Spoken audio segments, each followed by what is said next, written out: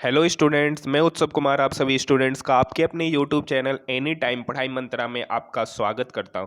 मैं आपको फिजिक्स का मोस्ट इंपॉर्टेंट क्वेश्चन को लेकर आया हूं जो आपके 12 बिहार बोर्ड के एग्जाम के लिए इंपॉर्टेंट है। 99% संभावना रखिए कि जो ऑब्जेक्टिव क्वेश्चन मैं आपको बता रहा हूं वो आपके एग्जाम में देखने को जरूर मिलेंगे। इसलिए दो स्टूडेंट्स आप इस वीडियो को कंप्लीट देखिएगा। वीडियो को स्टार्ट करने से पहले आप इस यूट्यूब चैनल एनी टाइम पढ़ाई मंत्रा को सब्सक्राइब कर सकते हैं और साथ ही साथ मेरी यूट्यूब चैनल उत्सव मैथ्स को भी क्या कर सकते हैं, सब्सक्राइब कर सकते हैं, जिसका लिंक इस वीडियो के डिस्क्रिप्शन में दे रखा है। आप वहां जाकर मेरे यूट्यूब चैनल उत्सव मैथ्स को सब्सक्राइब कर सकते हैं।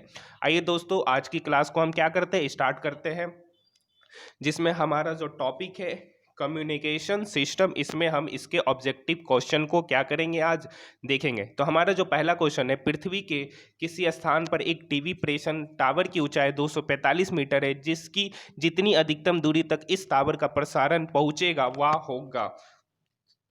जो होगा 56 किलोमीटर होगा। कितना किलोमीटर होगा, 56 किलोमीटर। यानी इसका जो सही उत्तर होगा वह एक का ऑप्शन नंबर सी होगा, एक का ऑप्शन नंबर सी होगा। क्वेश्चन नंबर 2, आयाम माडुलन सूचकांक का मान क्या होता है। आयाम माडुलन सूचकांक का मान क्या होता है। इसका जो मान होता है 0 तथा 1 के बीच में होता है। आयाम माडुलन सूचकांक का जो मान होता है 0 तथा 1 के बीच में होता है। क्वेश्चन नंबर 3, टीवी प्रसारण के लिए किस आवृत्ति परास का उपयोग होता है। टीवी के प्रसारण के लिए किस आवृत्ति परास का उपयोग होता है। तो इसमें जो परास उपयोग हो जाता है 30 के हर्ट्ज से 30 के हर्ट्ज से 300 के हर्ट्ज के बीच में क्या होता है, यूज होता है। यानी इसका जो सही ऑप्शन होगा वो आपका 3 का ऑप्शन नंबर बी होगा।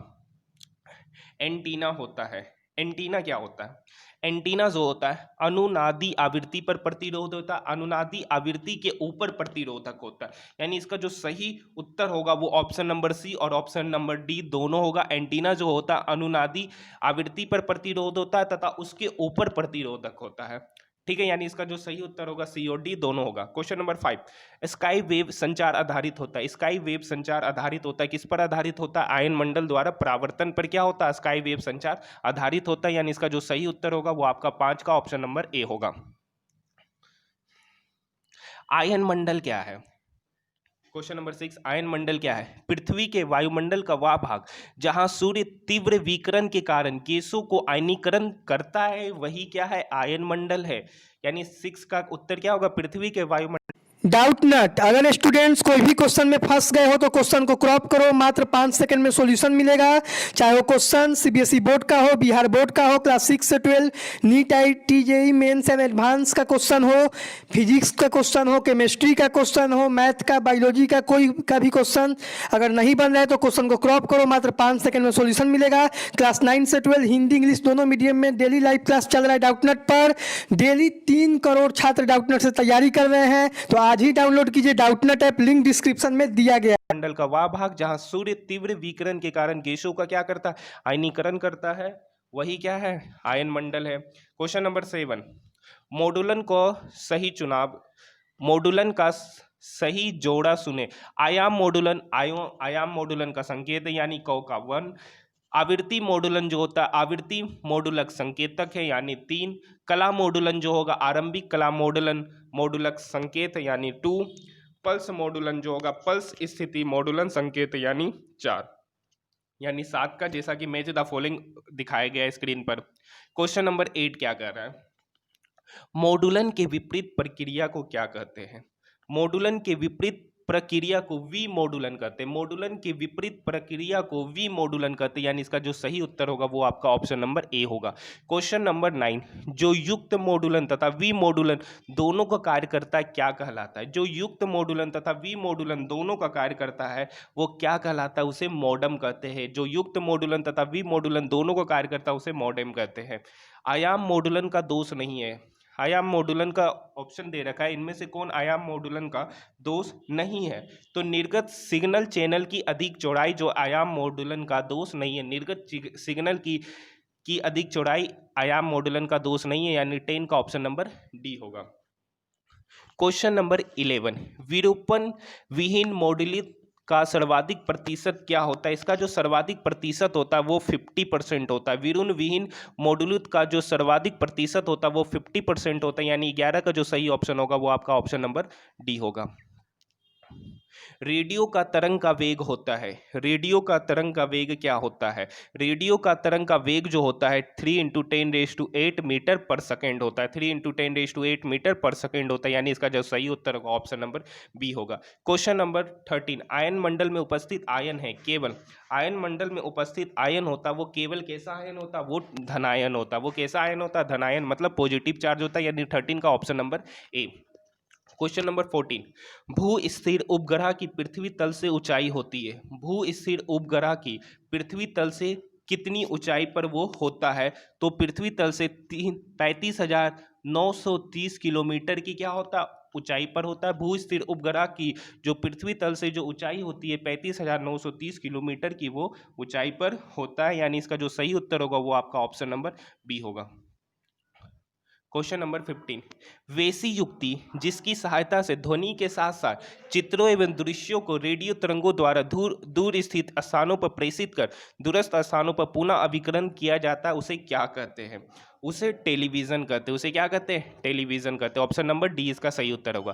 क्वेश्चन नंबर 16, वेसी युक्ति जो रेडियो तरंगों द्वारा दूर की वस्तुओं की स्थिति, उसकी दूरी तथा चलाने की दिशा का पता लगाए, उसे क्या कहते हैं?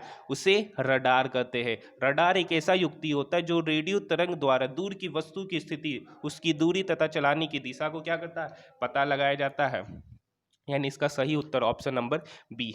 वेसी युक्ति जिसमें एक तीव्र एक वर्णी समांतर तथा उच्च कला संबंध प्रकाश पुंज प्राप्त किया जाता है, उसे क्या कहते हैं? उसे लेसर कहते हैं। लेसर एक ऐसा युक्ति होता है जिसमें एक तीव्र एक वर्णी समांतर तथा उच्च कला संबंध प्रकाश पुंज प्राप्त होता है, उसे लेसर कहते हैं, यानी इसका जो सही उत्तर होगा वो आपका ऑप्शन नंबर ए होगा। क्वेश्चन नंबर 18, वेसी युक्ति जिसकी संक्षिप्ति बोधन विकिरण के उद्दीप्त उत्सर्जन द्वारा माइक्रो तरंगों का प्रवर्धन है, जिसमें समाविष्ट प्रतिलोमन की क्रिया होती है, क्या कहलाती है? तो इसका जो सही उत्तर होगा मेसर। मेसर एक ऐसी युक्ति है जिसकी संक्षिप्ति बोधन विकिरण के उद्दीप्त उत्सर्जन द्वारा माइक्रो तरंगों का प्रवर्धन है, जिसमें समाविष्ट प्रतिलोमन की क्रिया मेसर कहलाती है, यानी इसका सही उत्तर ऑप्शन नंबर डी होगा। क्वेश्चन नंबर 19, प्रकाशीय तंतु संचरण के लिए उपयोगी है। प्रकाशीय तंतु संचरण के लिए क्या उपयोग है? जेनर डायोड नहीं, लेसर नहीं, एवलांची फोटो डायोड ये भी नहीं होगा, यानी इसका जो सही उत्तर होगा वो आपका ऑप्शन नंबर डी होगा, इनमें से कोई भी नहीं। 250 किलोमीटर से 400 किलोमीटर तक की ऊंचाई वाली परत को क्या कहते हैं? 250 किलोमीटर से 400 किलोमीटर तक की ऊंचाई वाली परत को क्या कहते हैं? एफ परत कहते हैं। एफ परत होता है 250 किलोमीटर से 400 किलोमीटर तक की ऊंचाई को एफ परत करते हैं, यानी इसका सही उत्तर ऑप्शन नंबर बी होगा। क्वेश्चन नंबर 21, प्रकाशीय तंतु कैसी तंतु है? प्रकाशीय तंतु जो होती है एक संप्रेषण लाइन होता है और तरंग निर्देशक दोनों होता है, यानी इसका जो सही उत्तर होगा वो आपका ऑप्शन नंबर सी होगा। प्रकाशीय तंतु एक संप्रेषण लाइन और तरंग निर्देशक होती है। क्वेश्चन नंबर 22, क्षितिज के पार स्थित अभिग्राही तक संचार के लिए निम्न में से कौन सी आवृत्ति उपयुक्त होती है? क्षितिज के पार स्थित अभिग्राही तक संचार के लिए निम्नलिखित में से कौन सी आवृत्ति उपयुक्त होती है? तो उसमें 10 मेगाहर्ट्ज की आवृत्ति क्या होती है? उपयुक्त होती है, यानी इसका सही उत्तर जो होगा वो आपका ऑप्शन नंबर बी से क्या हो रहा है? मैच खा रहा है। क्वेश्चन नंबर 23, UHF परिसीमा की आवृत्तियां सामान्यतः संचारित होती है। UHF परिसीमा की आवृत्तियां सामान्यतः संचारित होती है। कैसे संचारित होती है? तो अंतरिक्ष तरंगों द्वारा क्या होती है? संचारित होती है। UHF परिसीमा की जो आवृत्तियां होती है सामान्यतः अंतरिक्ष तरंगों द्वारा क्या होती है? संचारित होती है। इसका सही उत्तर ऑप्शन नंबर डी होगा। क्वेश्चन नंबर 24, वाकु सिग्नलों की आवृत्ति परास क्या होता है? वाकु सिग्नलों का आवृत्ति परास जो होता है वो 3000 हर्ट्ज से 3100 हर्ट्ज के बीच में होता है, यानी इसका जो सही उत्तर होगा 300 हर्ट्ज से 3100 हर्ट्ज के बीच में होता है, यानी इसका सही ऑप्शन आपका ऑप्शन नंबर ए होगा। क्वेश्चन नंबर 25, एक ज्यावक्रीय आयाम मॉड्यूलित तरंग का मॉडुलन घटक होता है। एक ज्यावक्रीय आयाम मॉड्यूलित तरंग का जो मॉडुलन घटक होता है वो क्या होता है? वो बराबर होता है VM/VC के क्या होता है? अगर आप 2021 परीक्षा के लिए तैयारी कर रहे हैं तो सौरभ सर का गेस्ट आ गया है। हमारे गेस्ट से पढ़ के पूरे बिहार में विक्की कुमार ने विज्ञान में सेकेंड रैंक हासिल किया है। अगर आप अभी तक विक्की कुमार का इंटरव्यू नहीं देखे तो डिस्क्रिप्शन में लिंक है, वहाँ से देख सकते हैं। 10th का 450 फी रखा गया है, 12th का 500 फी रखा गया। पेमेंट आपको यही गूगल पे नंबर और फोन पे नंबर जो दिखाई दे रहा है 7903979715 नंबर पर करना है। उसके बाद पेमेंट करके आपको स्क्रीनशॉट इसी व्हाट्सएप नंबर पर कर देना है। उसके बाद हमारी टीम आपको गेस्ट प्रोवाइड करा देगी। सौरभ सर के गेस्ट से पढ़ के विक्की कुमार ने पूरे बिहार में विज्ञान संकाय में सेकंड टॉप किया होता है, बराबर होता है, यानी इसका सही उत्तर ऑप्शन नंबर डी होगा। डिजिटल संकेत के संभव है, डिजिटल संकेत में संभव है, क्या संभव है डिजिटल संकेत में? आप लोग बताइए, इसका उत्तर आप लोगों को पता होगा, 0 तथा 1 होगा। डिजिटल संकेत में जो संभव मान होता है वो 0 तथा 1 होता है, यानी इसका सही उत्तर ऑप्शन नंबर ए होगा। वाहक तरंगों पर किसी सूचना के अध्यारोपण की प्रक्रिया को क्या कहते हैं? वाहक तरंगों पर किसी सूचना के अध्यारोपण की प्रक्रिया को हम लोग मॉडुलन कहते हैं। मॉडुलन वाहक तरंगों पर किसी सूचना के अध्यारोपण की प्रक्रिया को कहा जाता है, यानी 27 का ऑप्शन नंबर बी होगा। क्वेश्चन नंबर 28, आयाम मॉडुलन में वाहक तरंग में परिवर्तन संकेत के तत्क्षणिक मान के साथ परिवर्तित होता है। किसमें परिवर्तित होता है? तो आयाम में होता है। आयाम मॉडुलन में वाहक तरंग में परिवर्तन संकेत के तात्क्षणिक मान के साथ परिवर्तित होता है आयाम में। इसका सही उत्तर ऑप्शन नंबर ए होगा। क्वेश्चन नंबर 29, 10 एम हर्ट्ज आवृत्ति संकेतों के व्योम संचरण के लिए आयन मंडल का न्यूनतम इलेक्ट्रॉनिक घनत्व होना चाहिए। न्यूनतम इलेक्ट्रॉन घनत्व कितना होना चाहिए? ये बराबर होना चाहिए 1.2 × 10⁻12 पर मीटर। कितना होना चाहिए? 1.2 × 10⁻12 पर मीटर, यानी इसका जो सही ऑप्शन जो मैच खा रहा है 29 का ऑप्शन नंबर ए से क्या हो रहा है? मैच खा रहा है। क्वेश्चन नंबर 30, H ऊंचाई वाले दूरदर्शन एंटेना से प्रसारित संकेत पृथ्वी पर जितनी अधिकतम दूरी तक जा सकेगा वह अनुक्रमानुपाती होगा। किसका अनुक्रमानुपाती होगा? वो अनुक्रमानुपाती होगा √H का अनुक्रमानुपाती होगा। √H का अनुक्रमानुपाती होगा, यानी इसका सही उत्तर आपका ऑप्शन नंबर ए है। 500 हर्ट्ज के श्रव्य आवृत्ति के आयाम मॉडुलित तरंग के लिए उपयुक्त वाहक आवृत्ति होगी। उपयुक्त वाहक आवृत्ति होगी, क्या होगी? वो उपयुक्त बोल रहा है क्वेश्चन नंबर 31, 500 हर्ट्ज के श्रव्य आवृत्ति के आयाम मॉडुलित तरंग के लिए उपयुक्त वाहक आवृत्ति होगी, वो बराबर होगी 50,000 हर्ट्ज के, क्या होगी? बराबर होगी, यानी इसका सही उत्तर ऑप्शन नंबर डी होगा। क्वेश्चन नंबर 32, जिस मॉडुलन में वाही तरंग की आवृत्ति को मॉडुलन किए जाने वाले संकेत के तात्क्षणिक मान के साथ परिवर्तित कराया जाता है उसे क्या कहते हैं? जिस मॉडुलन में वाही तरंग की आवृत्ति को मॉडुलन किए जाने वाले संकेत के तात्क्षणिक मान के साथ परिवर्तित कराया जाता है उसे आवृत्ति मॉडुलन कहते हैं, उसे आवृत्ति मॉडुलन कहते हैं, यानी इसका सही उत्तर ऑप्शन नंबर ए होगा। क्वेश्चन नंबर 33, लंबी दूरी तक रेडियो प्रसारण के लिए निम्नलिखित में से मुख्यतः किसका उपयोग किया जाता है? लंबी दूरी तक रेडियो प्रसारण के लिए निम्नलिखित में से मुख्यतः किसका प्रयोग किया जाता है? तो आयन मंडल तरंगों का प्रयोग किया जाता है। आयन मंडली तरंगों का प्रयोग किया जाता है, यानी इसका सही उत्तर 33 का सी होगा। प्रकाशीय संचरण में प्रकाश स्रोत के रूप में प्रयुक्त होता है।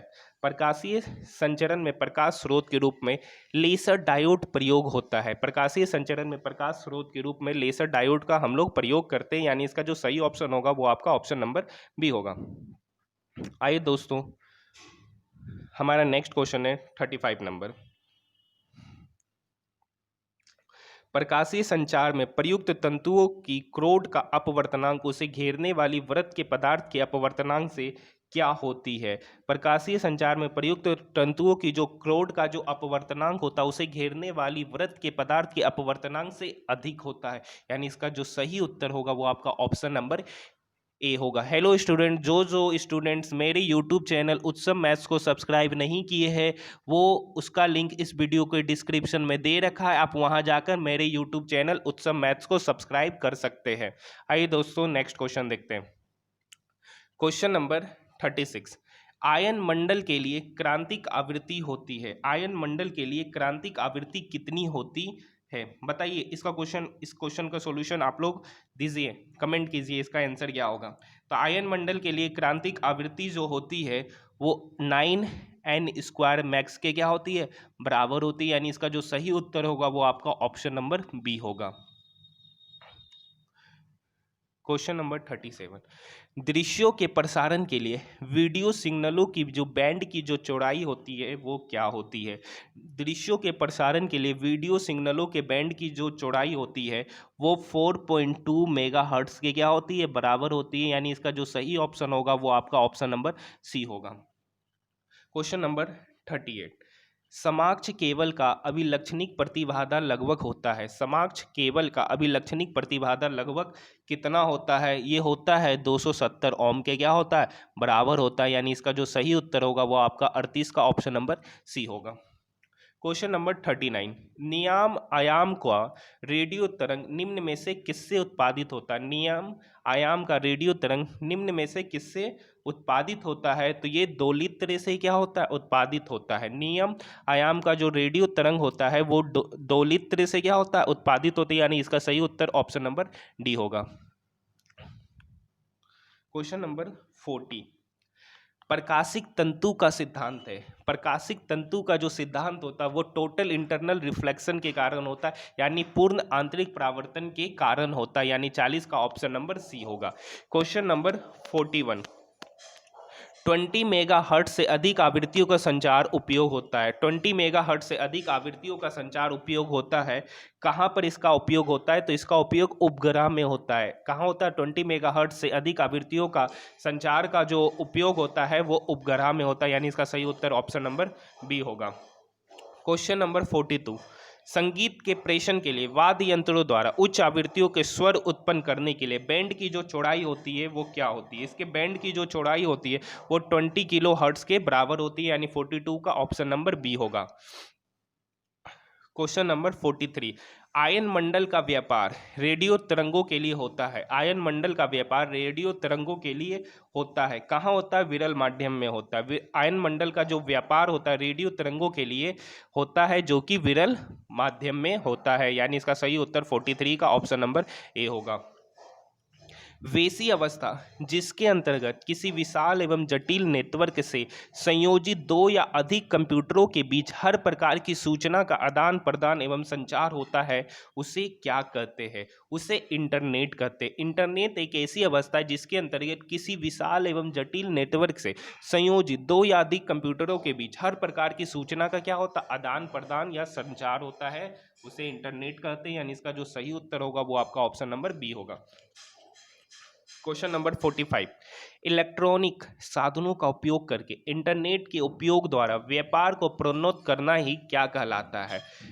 इस क्वेश्चन का आप कमेंट बॉक्स में इसका आंसर दीजिए। इलेक्ट्रॉनिक साधनों का उपयोग करके इंटरनेट के उपयोग द्वारा व्यापार का प्रोन्नत करना ही ई कॉमर्स कहलाता है। क्या कहलाता है, ई कॉमर्स कहलाता है, यानी इसका सही उत्तर ऑप्शन नंबर बी होगा। क्वेश्चन नंबर 46, आयन मंडलीय तरंग संचरण विधि द्वारा 2000 किलोमीटर की दूरी तक संचालित की जाने वाली तरंगों की आकृति प्रास है वो कितना होता है। इसका जो आकृति प्रास होता है 1.5 से 20 मेगाहर्ट्ज के बीच में होता है, इसका सही उत्तर आपका ऑप्शन नंबर ए होगा। क्वेश्चन नंबर 47, किसी स्थिति में प्रकाशीय तंतु संचरण में प्रकाश की किरणें का बार बार पूर्ण आंतरिक परावर्तन होना, इसमें से कौन सा ऑप्शन सही होगा इस क्वेश्चन के लिए, बताइए। इसका जो सही ऑप्शन होगा, जो इसमें जो आई होगा वो ग्रेटर देन होगा आई सी के, ग्रेटर देन होगा आई सी के, मतलब इसका सही उत्तर होगा आपका ऑप्शन नंबर ए होगा। क्वेश्चन नंबर 48, मॉड्यूलन कितने प्रकार के होते हैं। इसका उत्तर आप लोग कमेंट बॉक्स में दीजिए। मॉड्यूलन कितने प्रकार के होते हैं। मॉड्यूलन 3 प्रकार का होता है। मॉड्यूलन कितने प्रकार के होते हैं, मॉड्यूलन 3 प्रकार के होते हैं। क्वेश्चन नंबर 49, यदि आयाम मॉड्यूलित तरंग का अधिकतम वोल्टेज 25 वोल्ट तथा न्यूनतम वोल्टेज 5 वोल्ट हो तो मॉड्यूलन का सूचकांक होगा। इसका सही उत्तर आप लोग कमेंट बॉक्स में इसका आंसर दीजिए। इसका जो सही उत्तर होगा वो आपका 1 वोल्ट होगा। वो आपका इसका जो सही उत्तर होगा मॉड्यूलन सूचकांक जो होगा वो आपका 1 होगा, यानी ऑप्शन नंबर ए होगा। यदि आयाम मॉड्यूलित तरंग का अधिकतम वोल्टेज 25 वोल्ट तथा न्यूनतम वोल्टेज 5 वोल्ट है तो उसका मॉड्यूलेशन सूचकांक जो होगा वो 1 होगा। क्वेश्चन नंबर 50, रेडुरो तरंगों का परावर्तन होता है। रेडियो तरंगों का परावर्तन होता है। रेडियो तरंगों का जो परावर्तन होता है वो आपका आयनोस्फेयर में होता है। कहाँ होता है? आयनोस्फेयर मतलब आयनीकरण में होता है, आयन मंडल में होता है। यानी इसका सही उत्तर 50 का ऑप्शन नंबर ए होगा। क्वेश्चन नंबर 51, बादलों के द्वारा परावर्तन नहीं होता। बादलों के द्वारा क्या परावर्तन नहीं होता है? तो पराबैंगनी किरणों का जो होता है बादलों के द्वारा परावर्तन नहीं होता। यानी 51 का जो सही उत्तर होगा ऑप्शन नंबर डी होगा। आज आपका फिजिक्स का सारा ऑब्जेक्टिव क्या हो गया? समाप्त हो गया। जो लोग पिछले वीडियो को नहीं देखे आप जाके वो देख सकते हैं। तो आज के लिए इतना ही, धन्यवाद।